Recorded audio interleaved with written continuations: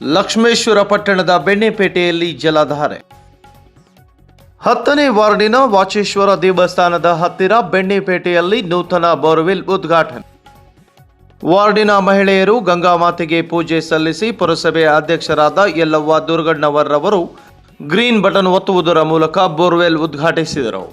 ಈ ಸಂದರ್ಭದಲ್ಲಿ ಪುರಸಭೆ ಸದಸ್ಯರಾದ ಮಹೇಶ್ ಹೊಗೆಸೊಪ್ಪಿನ್, ನಾಮನಿರ್ದೇಶಿತ ಸದಸ್ಯರಾದ ಕಿರಣ್ ನವಲೆ, ಈರಪ್ಪ ಕುಂಬಾರ್, ರಾಮಣ್ಣ ಆಚಾರ್, ಮಲ್ಲಪ್ಪ ಕರ್ಜಕಣ್ಣವರ್, ಶರಣು ಕೋರಿಶೆಟ್ಟರ್, ಶಿವಯೋಗಿ ವಡಕಣ್ಣವರ್, ಆನಂದ್ ಗೋಡಿ ಸೇರಿದಂತೆ ಹಲವರು ಉಪಸ್ಥಿತರಿದ್ದರು. ನಂತರದಲ್ಲಿ ಅಧ್ಯಕ್ಷರಿಗೆ ಹಾಗೂ ನೂತನ ಸದಸ್ಯರಿಗೆ ಮತ್ತು ವಾಟರ್ ಮ್ಯಾನ್ರಿಗೆ ಸನ್ಮಾನಿಸಲಾಯಿತು.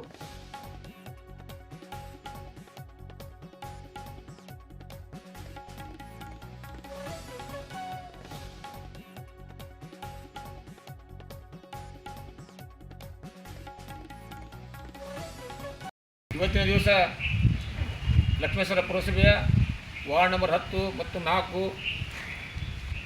ಇನ್ನೂ ಹಲವಾರು ವಾರ್ಡ್ಗಳಿಗೆ ಒಂದು ಸಾರ್ವಜನಿಕರಿಗೆ ನೀರಿನ ಒಂದು ಬಳಕೆಯ ಒಂದು ವ್ಯವಸ್ಥೆ ಮಾಡುವ ಸಲುವಾಗಿ ನಮ್ಮ ಪುರಸಭೆ ವತಿಯಿಂದ ಹಿಂದಿನ ಒಂದು ಅವಧಿಯಲ್ಲಿ ಲಕ್ಷ್ಮೇಶ್ವರ ವಾಚೇಶ್ವರ ದೇವಸ್ಥಾನದ ಮುಂದೆ ಬೋರ್ವೆಲ್ ತೆಗೆಸಲಾಗಿತ್ತು. ಸುಮಾರು 3.5 ಇಂಚು ಈ ನೀರು ಬಂದಿದ್ದು.